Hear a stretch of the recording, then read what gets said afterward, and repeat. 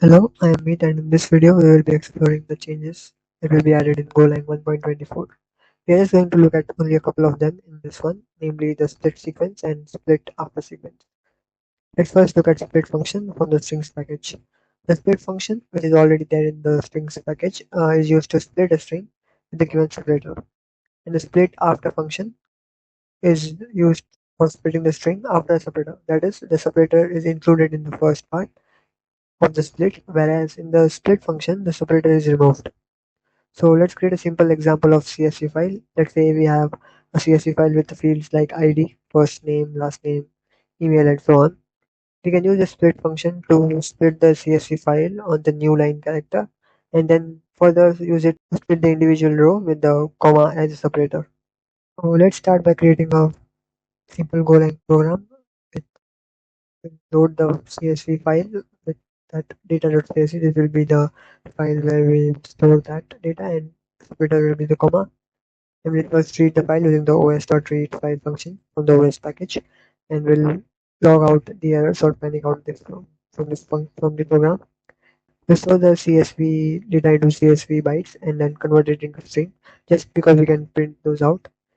And then we'll iterate over the string after splitting it with the separator of new line character. So the strings dot split after or split will return us the slices of strings splitted by new lines. So for each CSV line, we further use split to separate it on the comma, and then we will get CSV field individual row by row. So that is how we get the CSV individual field from the whole row. So once we run this is 1.24. So you can see this is the latest version of Golang from the repository source itself. So we'll run the function and you can see we have printed out individual fields here.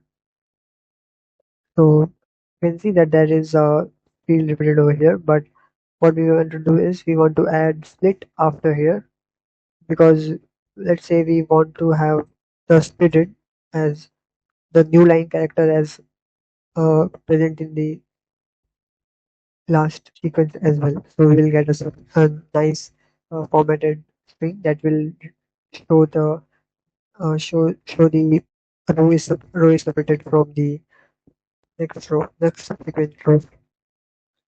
That's how we use split and split after currently with Golang. So 1.23 supports the like any version of this has split and split after, so we can use those.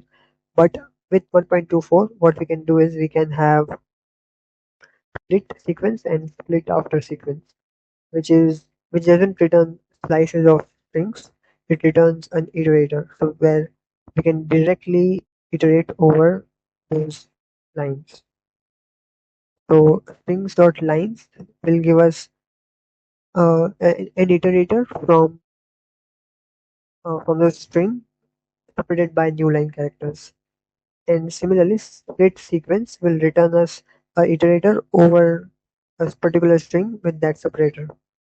So we don't have to load in the slices. We can iterate over them on the fly. So this is a bit more efficient. So if we run this function again, you can see that there is similar results, but it is different way of splitting strings.